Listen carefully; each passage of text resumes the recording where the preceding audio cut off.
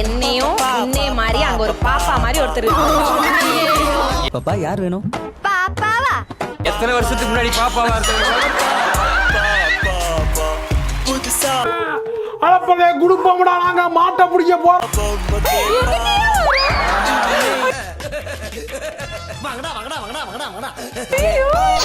Aunty என்ன சொன்னாங்க? மாமா கூட்ட சொன்னாங்களா? என்ன சொன்னாங்க? குழந்தை மாதிரி இருப்பாங்க சொன்னாங்க.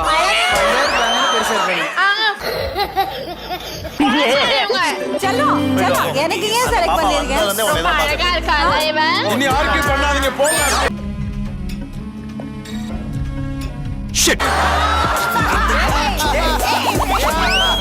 என்னடாச்சுன்னா ஒரு